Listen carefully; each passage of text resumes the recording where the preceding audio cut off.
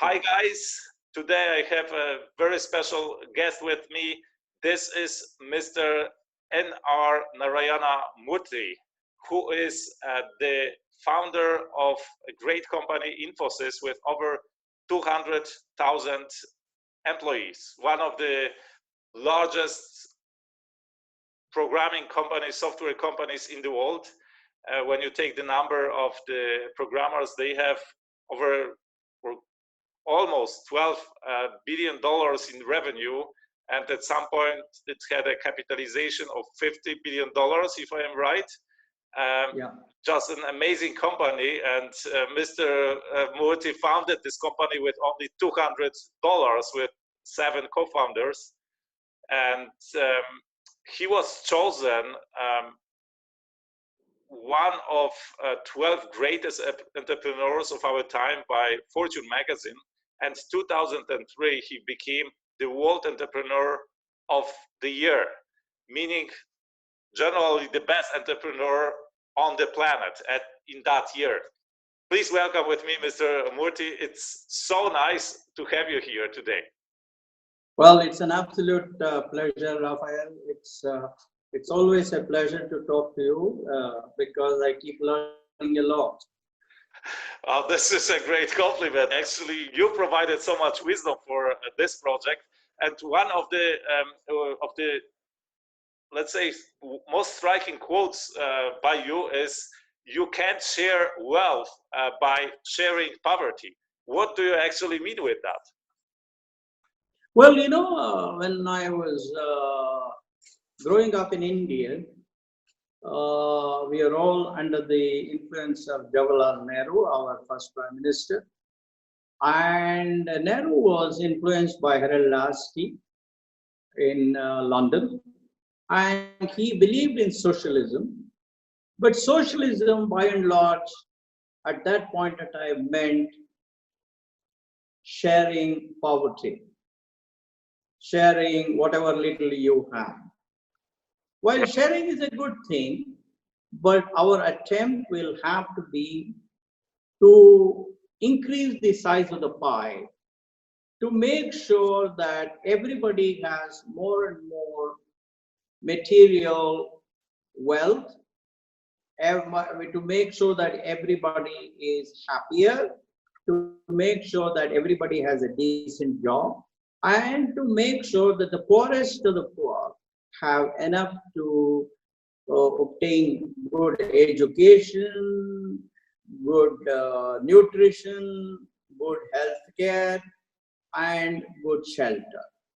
So therefore, when I realized during my journey in France that nations cannot improve by sharing poverty, they have to create more and more wealth. And that is going to only happen by entrepreneurs who convert a good idea into jobs and wealth, jobs with good income, with good disposable income. That's how I realized that you can't improve a country by sharing poverty. You can only improve a country by creating more and more wealth and then sharing it. Yeah, and you are, I think, the best example for that. You have created in India over 200,000 really well-paid jobs. I mean, I was in Infosys campus, and it looks like, a completely different planet. It's so modern and so progressive. And so right now, you generally support not only these 200 or give jobs to these 200,000 employees, but you support by these jobs all their families as well. So it's probably over a million people already that at least whose life improved so much. And of course, it has a ripple effect on the economy because they spend their money. So give jobs to the bakers, to the shoemakers, and so on and so on. And as far as I know, your goal is to create 1 million jobs all over the world, right? Sure. Yeah, of course. There is another point I would like to make, and that is I've always believed in democratization of wealth. Okay. Therefore, at Infosys, we created thousands of dollar millionaires and about 40,000 rupee millionaires. Thereby, we democratized wealth. We brought the power of wealth to the hands of a large number of employees. Never before has it been done in India. And I don't know how many companies in the world have been able to create thousands of dollar millionaires. Right. So that's the other thing that we did. Yeah, and as far as I know, Infosys is also the largest educational institution after the Indian state in India, right? Well, actually, Infosys corporate training facility is the world's largest corporate training facility. Wow. No other company anywhere in the world has a corporate training facility as big as ours, as intense as ours, as ubiquitous as ours. In fact, every technical person that joins the company has to undergo at least 8 months of classroom training in a residential facility. We have 11,800 single room in Mysore. We have 480 faculty members. You know, we make sure that everybody that we recruit about 25,000 engineers every year. We ensure that they all go through this training so that they come to a certain basic level of technical expertise. So you really invest in your people. That's why you are a role model for actually every entrepreneur around the world. Yeah, for example, in the Mysore facility, just in buildings, we have invested $500 million. Wow. Just in buildings. Then look at the faculty, look at the course content, look at the various professors we get from all over the world. So it's a huge investment. Absolutely. And talking about democratization, you know, it is known in the world that you are a very humble person, and you are probably the most humble person I know from the entrepreneurs. And I saw you waiting in the line in the company canteen in Infosys headquarters in Bangalore together with other employees. I mean, you are a billionaire, and your time is so precious. What is your thinking behind that? Why do you spend, or do you waste time waiting in the line with other employees? Well, you know, we have practiced right from day one hierarchy of ideas, not hierarchy of men and women. Therefore, we believe that in a meritocracy company like Infosys, it is the ideas that matter. Therefore, the person with the best idea, no matter how high or low he or she is in the corporate hierarchy, has to be respected because of the power of his or her ideas. Therefore, we have deliberately eschewed the corporate people hierarchy in where we eat, in how we interact, how we spend our time together. However, in every discussion, we use data and facts to determine which idea is the best idea, and whosoever has that best idea, we stand up, cheer, salute, and accept that as the idea of the company. Mr. Murthy, why did you want to contribute to this project, to the $1 billion project? You are such a personality, you are present in the media. Why did you find it valuable, and what was your reasoning behind it? Well, I think, Rafael, you were conducting another unique experiment, and that is bringing the ideas of a certain number of successful entrepreneurs. Each entrepreneur has something to contribute to the world in terms of his or her ideas, in terms of his or her actions. And when somebody like you, who has the power of wonderful expression, brings together the experiences of this large number of successful entrepreneurs, that is a unique experiment, and nobody should miss that opportunity. Therefore, I thought you were doing me a favor by inviting me to be part of that experiment. And I was very, very pleased to contribute whatever little I could to the book. Therefore, I thank you for your opportunity given to me. I think you have the power of great expression, and it comes together with your way of leadership to make people grow in their eyes when you speak to them. And this is what you just did with me. And I'm so thankful, apparently, for your contribution to this book. I mean, you are an avid reader, apparently. From what I know, you have a large library at home, and this is actually the only luxury you allow yourself. The book. So you have read so many books. What's different about this one? It is unique because it brings together the ideas of several successful entrepreneurs. Most books look at just one entrepreneur, whether it is the book of Mr. X or Miss Y, it is just one entrepreneur. But what you have done is you have looked at a number of entrepreneurs. And when you put those ideas together, the readers will have an opportunity to learn how different entrepreneurs handle the same situation, what their perception of each of the attributes of entrepreneurship are, and how they showed courage, how they showed sacrifice, how they showed imagination, how they showed perseverance, how they showed excellence in execution, how they led by examples. So therefore, when you have given several examples to demonstrate the power of each of these attributes that make up a good entrepreneur, then this book has to be something extraordinary.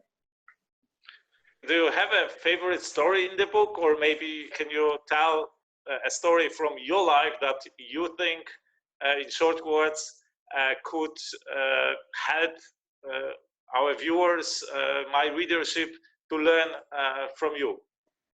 Well, first of all, let me say that each of the entrepreneurs has his or her own unique story. Who am I to judge which is better, which is not good? Therefore, I respect every one of the entrepreneurs whose stories you have recounted so well in the book. Having said that, I can only recount to you my own experience, my own life's experience of how I became an entrepreneur, how I converted myself from a confused leftist to a determined, compassionate capitalist.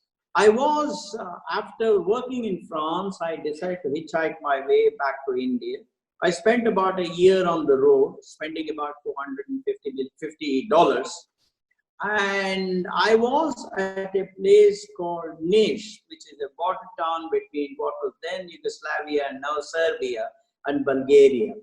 I arrived there, a kind driver dropped me at Niš on a Saturday night at 9:30 p.m. And I went into the railway station, I went to the restaurant, I wanted to eat, but the Yugoslavian people said that I needed to have Yugoslavian dinars if I wanted to eat. I didn't have Yugoslavian dinars, therefore I went and slept on the platform. Next morning I got up, I went into the town, you know, in a communist country on a Sunday, particularly those days, there were no banks open. Those days, there were no ATMs. There were no credit cards. There, I had to convert my traveler's check to money. So therefore, I came back and I slept on the railway platform because I wanted to conserve energy. Then at 8:30, Sophia Express came in. I got onto the train, and opposite me was a boy and a girl. I first tried to speak to them in English. They did not understand English. Then I tried Russian. Probably they didn't like Russian. Therefore, they didn't answer. And finally, I tried my French, and the girl understood French. The boy didn't understand. So the girl started speaking, and the boy seemed to have gotten upset with us. So he went and brought the gendarme, the police. And the police took the girl away, and the police ransacked my backpack and sleeping bag. And then they took me away, and they locked me in a small 8-foot by 8-foot room on, you know, it had just a cold floor. There was no furniture there. And in the corner, there was a toilet. There was a hole as a toilet. There was no water, nothing. There was some toilet paper. That's all. So they locked me up, and I thought next morning they would release me and give me breakfast. But next morning came, 11 o'clock came, 1 o'clock came, afternoon, 1 o'clock, 4 o'clock, nothing. So then I thought I was going to die there. But this was on a Sunday. They locked me up on a Sunday evening around 10 p.m. On Wednesday night, 1 a.m. or Thursday morning, 1 a.m., they opened the door, they dragged me on the platform, they put me in the guard's compartment of a departing freight train. And they locked me up there, and then they said, my passport will be given back to me when I left Bulgaria and then went to Istanbul. How long didn't you eat? Because it sounds like 3 days at least, maybe I even think more. it was about 110 or 120 hours, somewhere around that. Because the last time I had eaten was on Saturday morning, around 11 a.m. or something like that. And next I got to eat was in Istanbul on Friday morning. So probably, no, almost about 160 hours, 150 hours. And there was no water also. So anyway, so they said something which I remember even today. They said, you are from a friendly country called India, therefore we are letting you go. They made you a favor actually to have released you, right? Because you are from a friendly country. Exactly. So it was a long journey. I was hungry, I was angry, and I introspected a lot. And then I was completely cleared of my desire for socialism and communism. That's when I was transformed from a confused leftist to a determined, compassionate capitalist. And that's the time when my desire to go back to India and conduct an experiment in entrepreneurship became crystallized, because I had all along realized that the only way a country can solve the problem of poverty is through creation of jobs. And the only people who create jobs are entrepreneurs who convert their ideas into jobs and wealth. Therefore, while sitting in that freight train, hungry and angry, I decided that I would become an entrepreneur when I went back to India. Therefore, I am extremely grateful to the Bulgarian guards for having converted me irretrievably from a confused leftist to a determined, compassionate capitalist. So it was another opportunity in disguise, right? And a traumatic experience which turned out to change your life, and through you the lives of millions of people in India, and not only in India. one of the important attributes of an entrepreneur is to look at every challenge as an opportunity. Is to be optimistic. You see, you have your famous acronym BOARD, which means, I have it somewhere here, which is belief, optimism, assertiveness, and trust. Trust in yourself. It's called BOARD. That is your acronym, your words. So every entrepreneur must have belief in himself. He must be optimistic. He must be assertive in situations where there is need for firmness, where there is need for conviction, and he must trust. He must have trust in himself or herself, because if you don't have trust in yourself, then nobody else will trust you. So these are your words. BOARD is your acronym.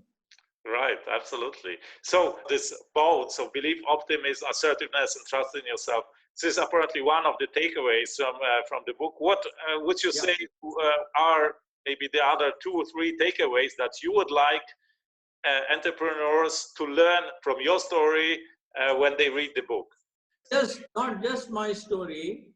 I have to realize that every story there is as impactful as my story. Therefore, I would say that this extraordinary book communicates certain very important lessons to people. One, you must dream big. If you want to change, you must dream big. That's what leadership is all about. Leaders exemplify what Robert Kennedy once said. He said, most people see things as they are and wonder why. I dream of things that never were and then say, why not? I think dreaming of things that never were and then say, why not, is what entrepreneurship is all about. Second, your book also communicates that when you have a great idea, when you dream big, most people around you are not encouraging.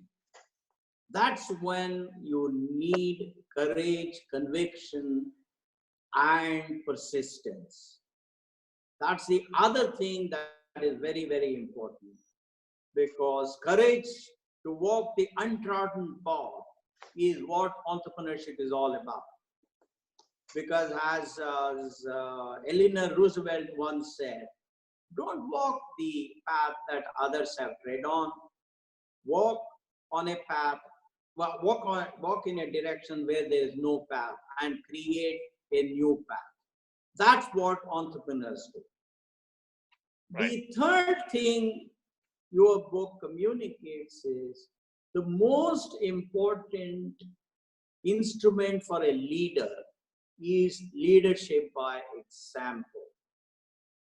And leadership by example, walking the talk, practicing the precept is what will convince others to join your entrepreneurial journey, because they would say, if this thing is good for this entrepreneur, it should be good for us too.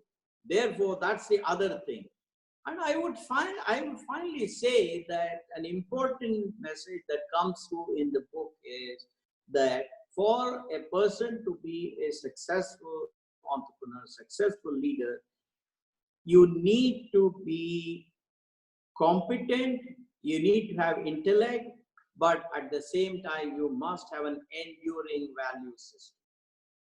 So I would say there are so many more wonderful messages there. I've just taken 3. Okay, I think this is the best moment to wrap it up. Thank you, Mr. Murthy, for your wisdom. Thank you for contributing to this book. And it was such a pleasure to have you here. And I hope my readers will take example from you, because you are leading by example. So they will take example from you and create such wonderful companies and create so much impact in society as you did. This is actually, the goal of this project, to raise the level of entrepreneurship around the world. So thank you for being with us today. Thank you for sharing your wisdom. Thank you very much, Rafael. I have no doubt at all that the readers will find this a unique book, because, as I said before, you bring the stories of so many entrepreneurs. It's not just one entrepreneur. Therefore, there's a lot of learning for people who read this book. My best wishes to the readers, my best wishes to the entrepreneur, my best wishes to the acts of entrepreneurs. So, thank you. Thank you.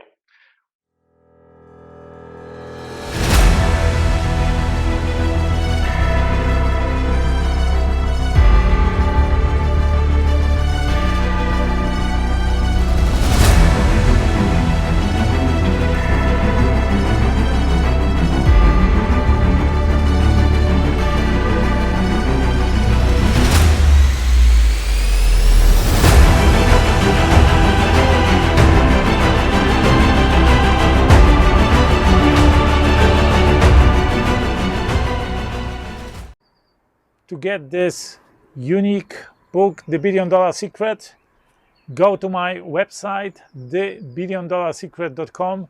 Here in the video and in the description below the video, you will find the link. I invite you to comment this video and give me also a thumb up. This will help to rank this video. And of course, share this video with your loved ones, with your friends. One day they will thank you for that. That's it for today. I wish you a fantastic day. Let's do something extraordinary today.